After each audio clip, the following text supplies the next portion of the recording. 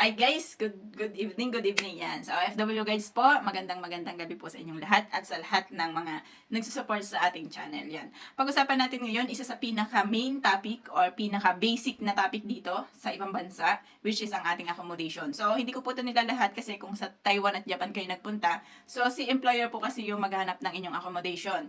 And sa Middle East naman, hindi ako sure kasi nga, syempre meron naman doon na sarili lang din nila yung paghahanap. Pero itong topic natin ngayon is about dito sa Europe or especially dito sa Czech Republic po. Yan, pag-usapan natin yan from bayad, from amenities, paano yung setup. So, yun po yung pag-usapan natin. Mabilis lang. Okay, simulan na agad natin guys. Ayan, kailangan talaga pag gumawa tayo ng video, walang tapon. Kasi pag may tapon yan, i-skip nyo rin yan. Kaya ito, guys, nag-prepare ako dito. Ito yung contract. So, meron akong kodigo dito about sa contract. Pero syempre, tinakpan ko yung pangalan. Okay, simulan na natin ha. Guys, pagpunta nyo dito sa Czech Republic, it's either si agency nyo, dito sa Czech Republic, or kayo ang maghahanap ng bahay. Kung si agency nyo may provided na bahay, merong mga possibility na aalis kayo doon sa pinrovide nila. Bakit? Kasi, like sa sitwasyon ko before, so, provided po ni Grape Care. So, under kasi ako before ng Grape Care. Provided po ni Grape Care yung bahay namin. Although kami nagbabayad sa salary namin, dinideduct nila yon. Pero, sila pa rin yung naghanap ng bahay. Kaya lang, ang per head ko kasi that time is 6,500. Per head po yun ha. So, sa isang kwarto kasi, 2 to 3 person. So, pag medyo malaki yung room, nagiging 3 tao. Pag maliit yung room, 2 tao. Okay? So, kami po nung time na yun is 5 sa isang bahay. So, tigsi 6,500 po kami. Okay, eto naman yung, bibigyan ko naman kayo ng idea kapag kayo naman yung maghahanap ng bahay. Kasi ginawa ko rin yun. No? After 3 months po, I think 3 months or 4 months, sa company ko, naghanap po ako ng bahay. So, lumipat ako ng bahay. Yung medyo convenient para sa akin, medyo malapit sa company ko. Isang sakay lang, nasa company na ako. So, yun. Kasi yung before ko, nasa 2 sakay ako nun. Tapos maghihintay ka pa kasi syempre may oras ng daan ng bus, ganun. May oras ng daan ng tram. So, maghihintay ka pa. Yun kasing nalipatan ko, parang paglabas ko doon, maghihintay man ako, pero isang beses lang. Kasi pagbaba ko, malapit na agad ako sa Daikin. So, under po ako ng Daikin at that time. Okay, explain ko lang sa inyo, guys. Nung nakalipat na ako, ganito kasi yung mga senaryo dito ng bahay. So, sa isang buong flat or isang buong bahay, meron niyang for example, 3 kwarto or 4 na kwarto. Sa 4 na kwarto na po yan, kwarto lang yung bukod-bukod. Okay? Pero yung CR, sink, lababo, kusina, lutuan, ano pa? Shower. So, lahat po yan, common kayo. So, ibig sabihin, kung sa isang flat, kunwari kayo ang naghanap ng bahay ha, sa kunwari kayo yung naghanap ng bahay. Sa isang flat, merong kunwari 5 kwarto. Sa 5 kwarto na yun, meron kunwaring 10 tao. Kunwari lang to ha, kunwari lang. Ngayon sa 10 tao na yun, merong negro, meron kayong kasama negro, meron kayong kasamang lokal, ganon. So, kayo yung mag-share. So, expect the unexpected, especially kapag meron tayong kasama na ibang lahi. Pero sa case ko kasi, isa lang yung kasama kong negro. Ang room namin doon is 2, 3. So, 3 kami sa isang flat, ganon. Tapos, 4 kaming nakatira. So, yung 2, hindi, 5 pala yung room na yon. Yung 3, tigigisa sila ng bayad. Tigigisa sila sa room. Tapos, ako may kasama ko. Ang bayad ko that time is 9,000. So, tig 4-5 kami. Parang ganon. Tapos, yung namang mga solo, yung isa, I think nasa 7,000, tapos yung isa parang nasa 6,000, tapos yung isa nasa parang 5,500 something ganyan. Yung 5,500 kasi medyo maliit kasi yung room niya, kaya ganun. So, bakit ko ito sinasabi sa inyo? Sinasabi ko lang sa inyo kung ano yung mga possible na pwede nyong madatnan dito. Ano ang inclusion doon sa bayad nyo sa bahay? Inclusion po ang tubig, kuryente, at ang gas. Inclusion po. May kasama rin yung wifi. Sa buong flat nyo, meron dong isang wifi. So, possible, pwedeng mahina yung wifi nyo. Pwede kayong bumili ng another pang data. Ganon. Kasi ako naka 100 GB data. So, 350 pesos lang amount ko. Pero, yun nga, ang kasama nyo is tubig, kuryente, gas. May gas kasi dito gawa ng heater at saka ang wifi. So, etong 3 kong binanggit, tubig, kuryente at saka gas, kasama na siya doon sa babayaran nyo. Ha? Pero lilinawin ko lang po, at the end of the year, kapag lumabis kayo ng paggamit, pwede po kayong singilan ng may-ari ng bahay. So, ibig sabihin, hindi ibig sabihin na kasama yung bayad nyo doon. Hindi po ibig sabihin nun, talagang as in, gamit to sawa kayo. So, at the end of the year kasi, magkukumputan po yan. Kung ilan yung na-excess nyo, kung ilan yung dapat yung mabayaran sa kanila. So, meron akong kasamahan dati na nagbayad po sila ng around 84,000 K. So, hindi ako sure kung 4 na tao silang naghati-hati at that time. Pero, ang laki po ng pera kasi parang pumalo na nasa 20 na mahigit yung binayaran nila per head. So, iwasan po natin yon. Yun. Binirafing ko lang kayo about that.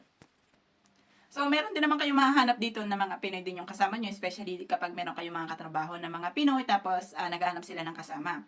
So, yung akin dati kasi medyo napamura ako kasi 6,500 ako, tapos naging 4,500 lang. So, dahil dalawa naman kami sa isang room. Kaya lang hindi rin ako nagtagal kasi nga di ba nag-resign ako sa Daikin. Okay, ngayon, ang usapan natin na yon is, kung baga, yung bayad nyo sa bahay is nagkakaiba. So, meron ako ditong hawak, kontrakto. Ito ay hindi lang to sample ha, guys. Ito talaga ay contract. So, ang nakalagay dito sa contract, isa-isahin natin ha, guys. Ang nakalagay dito sa contract, yung mga pangalan na included. So, ito kasing contract na to, pinag-isa niya. Ha? Pero yung contract ko dati, nung nasa Daikin kasi ako, hindi siya pinag-isa. Kung baga yung akin, akin lang. Kung baga ilalagay doon kung ano yung pangalan ko, passport number ko, tapos kung magkano yung binabayaran ko. Ano ba yung mga kailangan yung ingatan kapag nandyan kayo sa mga ganyan na sa plat na ganyan. So, kailangan nyo ingatan ang mga washing machine. Yan, ingatan nyo po yan kasi pag nasira yan, shoulder nyo. Tapos, basta yung lahat ng amenities nila doon, so ingatan nyo po yun. Ang hindi lang is yung wall. Kasi ang wall po dito, nagmo-moisture. So, parang nagkakaroon siya ng amag kung sa atin. Bakit ganun? Kasi init at lamig kasi ang sitwasyon dito. So, talagang parang naging common na sa kanila yon. Yun po yung ingatan nyo lang doon. And then, dito din sa contract na to, inilagay yung pangalan nila, kung magkano yung babayaran nila. So, ang kanila po dito nakalagay, eto. Okay, guys, ito, yan o. 23,310 KC.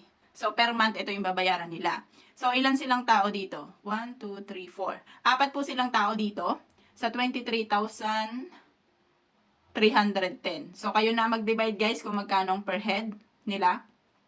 So, I think nasa 5 plus or kulang-kulang 6,000 yan, ganyan. Pero, sabi ko nga sa inyo, kasama na po doon lahat ng amenities, pero wala tong wifi sa kanila. Wala kasi silang wifi na free.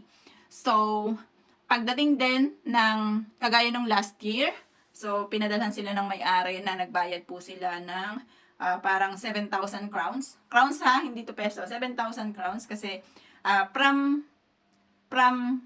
October up to December, lumabi sila ng gamit. So, paano nangyayari? Hindi, October to March pala yun. Paano nangyayari na lumalabis po ng gamit? Sa gas po ang kadalasang nangyayari na lumalabis ng gamit. Kapag ang heater nyo is hinahayaan nyo lang na bukas kahit kaya nyo naman yung lamig. So, yun po.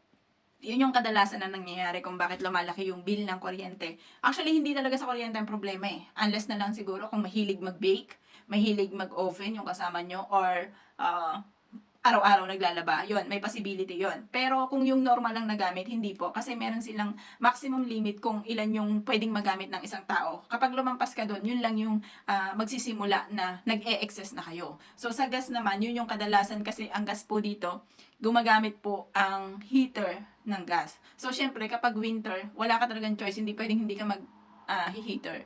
Kaya po, nangyayari talaga na nag-excess. Pero doon sa dati ko, kung nabanggit, doon sa kanina kong binanggit sa inyo na 4,500 a monthly ko, wala po akong excess doon. Hindi ako nakapagbayad ng excess doon kasi mga kasama ko kasi lokal. So, ang mga Pinoy kasi kilala na mahilig magluto. Kaya lang ang mga lokal kasi hindi. So, parang kung na-excess man kami ng gamit, yung mga kasama namin lokal, parang nababalance nila. Kasi hindi sila mahilig magluto eh. Kumbaga mahilig sila sa bili, mahilig sila sa order. Mga Pinoy kasi mahilig magluto. So parang nababalance. Kahit mag-excess kami, sila naman hindi nagluluto. So parang nagpapantay lang din.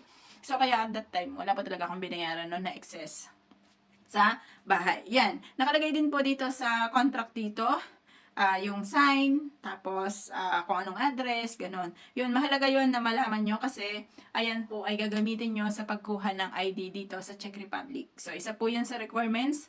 Kapag nag-apply din kayo, isa din po yan sa requirements. Kapag gusto nyo lumipat ng company, isa din yan sa hinahanap. Yun, tinatawag nilang doklad. Ayan. Yan lamang po. And ano pa ba? Ayun. Basta dito, sinasabi ko sa inyo, common ang CR, common sink, common shower, common lutuan. Yan. May mahahanap kayo ng mga bahay dito na may mga kasama kayong Pinoy, pero hindi naman lahat, ganun. So, tsaga-tsaga lang tayo. Tsaka pag malapit kayo sa city, talagang mahal. So, kagaya nga ng sabi ko sa inyo, 6,500 po ang per head ko dati noong nagsusolo ako dun sa bahay ko. Ayan, guys, ang haba-haba na naman ng video natin, kahit nagkwento lang naman talaga ako. Ayan. Sana kahit paano may napulot kayo, pasensya na kayo, hindi ako masyadong nasa mood para mag-vlog. Hindi rin ako nakapag-live, pasensya na po sa lahat. Kasi parang hindi ko sure kung nakapag-post ako na mag-vlog ako ngayong Saturday. Magla-live ako, pero hindi ko siya nagawa kasi po I'm not feeling well. And kaya nga ako nagsalamin because I'm not feeling well yon. Ayun, thank you so much guys sa panonood pa rin kahit ang vlog natin is ganito lang. So, yan. Thank you so much and yan, God bless. Thank you.